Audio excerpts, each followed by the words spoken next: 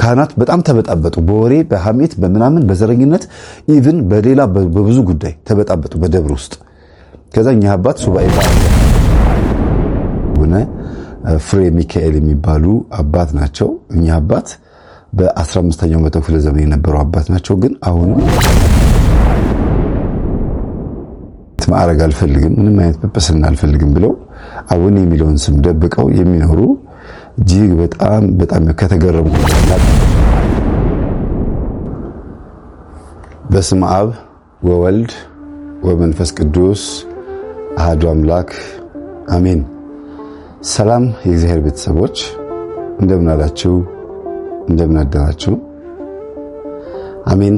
የአምላካችን የጌታችን የመድኃኒታችን የኢየሱስ ክርስቶስ ስሙ ከአጽናፍ እስከ አጽናፍ ከፀሐይ መውጫ እስከ ፀሐይ መጥለቂያ በፍጥረት አንደበት ሁሉ የተመሰገነ። ይቺ ጉልበት ስንት ተአምር ትሰራለች፣ በዚህ ጉልበት እየሰገደች ስንቱን ታድናለች እያሉ ለኚህ ባህታዊ ለኚህ አባት እየመጡ ጉልበታቸውን ይዳብሷቸው እንደነበረ በዛ ቀን በ2018 ሰኔ 18 ቀን እና በፈረንጆች ይሄንን ከትቤ ጽፌዋለሁ እና አሁንም ቢሆን እንግሊዘኛ የሚያውቅ ባህታዊ መባል ስለማልፈልግና በእንግሊዘኛ የሚያስተምር ባህታዊ ሰላይ ነው ምናምን መባል ኢትዮጵያ ሕዝብ ባህሪ ስለማቀው ጠንቃቃም ሕዝብ ስለሆነ ማንንም እንዲያምን ስለማልፈልግ ተጠራጣሪ እንዲሆን እፈልጋለሁ። በዚህ ጉዳይ ላይ ዝም ብሎ ዘው ብሎ መቀበል የሆነ ነጭ ስለሆነ ወይም ከውጭ ሀገር ስለመጣ ሳይሆን ስለ ሃይማኖት ጉዳይ ሁሉ ነገር በጥንቃቄ ማየት አለበት እና እኔም ይሄን ነገር እንድታወቅ አልፈልግም። መልኬን እንዳታሳይ ብለውኛል።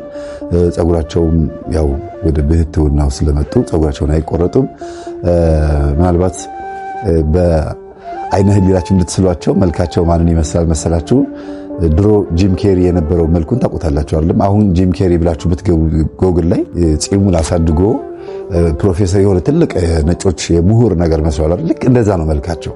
ውጭ ሀገርም ስለኖሩ እንትናቸው ይሄ ፊታቸው ቆዳቸው የብዙ ዓመት ነጮች በረዶ ሀገር የኖሩ ስለሆኑ ቀላ ይላልና እኔ ጂም ኬሪን ካረጀ በኋላ ስላየሁት ወይም ደግሞ ከብዙ ዓመት በኋላ በቤተሰቦቹ ሞት ምክንያት በብዙ የጂም ኬሪን ህይወት ታውቁታላችሁ።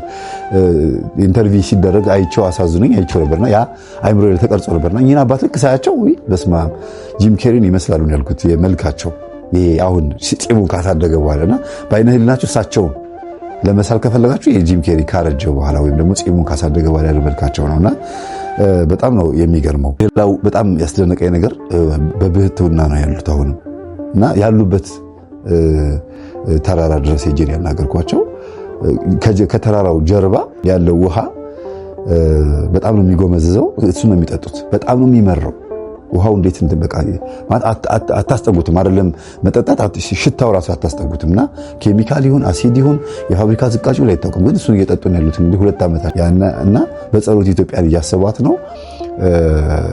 በታሪክ ታውቃላችሁ ብዙ ነገስታት መጥተው የሰፈሩበት ተራራ ታሪክም የሚሰራበት ተራራ ነው። በአዲስ አበባ ደረጃ የሚታወቅ ትልቅ ተራራ ነው። በዚህ ቦታ ላይ እንግዲህ ያው በግልጽ ማድረግ ስለማልፈልግ ነው እኛ አባት በትልቅ ነገር እንጠብቃቸዋለን ብዬ አስባለሁ። መንግስትም ራሱ የሚፈራው ተራራ ነውና ከዛ አንጻር እኔ የአባ ፍሬ ሚካኤል በረከታቸው ከኛ አባት ጭምር ጋራ በረከታቸው ይደርብን ብዬ ይሄንን የነፍስ ማዕድ ካዳመጣችሁ በኋላ ሁላችሁም ቀጥታ ሻማ ካላችሁ ሻማችሁን አብሩ፣ ከሌለ ከሱቅ ገዝታችሁ የአቡነ ፍሬ ሚካኤል በረከት ይደርብኝ ብላችሁ አንድ ሻማ አብሩ። ስለነበረን ሰዓት ሁሉ የአምላካችን ስም የተመሰገነ ይሁን። እጅግ በጣም ደስ የሚል ፕሮግራም እንደነበረ ተስፋ አደርጋለሁ። የሚቀጥለውን 37ኛ የነፍስ ማዕድ ፕሮግራምም እንደዚሁ ከገጠመኝ ጋር ማቀርበው አንዲት እህት አሁን ባለንበት ዘመን በዚሁ ደረጃ የምናገኛት እህት አለች። እኔ እህት ማለት ይከብደኛል። ነገ ከነገ ወደፊቱ ብዙ ነገር ስለምናይባት እህት ባልላት እና እናት ብላት ደስ ይለኛል ብዬ ነው የማስበው። ሌላው ወደ ኋላ ልመለስና የረሳሁት አንድ ነገር ምንድነው የአባ ፍሬ ሚካኤል የአቡነ ፍሬ ሚካኤል በረከታቸው ይደርብንና ታሪካቸው ተደገመ ስል ከምን አንጻር እንደሆነ አንድ ነገር ብቻ ለጠቆምና ልለፍ። ባይፈቀድልኝም ካህናት ቢቆጡኝም ይሄን ግን እናገረዋለሁ። ባትናገረው ጥሩ ነው ያሉኝ ነገር ነበረ። ከነዛ ውስጥ አንዱን ደፍሬ እንድናገር ይፈቀድልኝ አባቶቼ፣ ይቅርታ አድርጉልኝ። እኚህ አባት ካህናት ተጣልተው በካህናት መካከል ያለውን ጸብ አንድ ደብተራ በጸሎታቸው በማባረር ጸቡን አብርደውታል። እኚህ አባት ዳግማዊው አቡነ ፍሬ ሚካኤል ማለት ነው። ካህናት በጣም ተበጣበጡ፣ በወሬ በሐሜት በምናምን በዘረኝነት ኢቭን በሌላ በብዙ ጉዳይ ተበጣበጡ በደብር ውስጥ።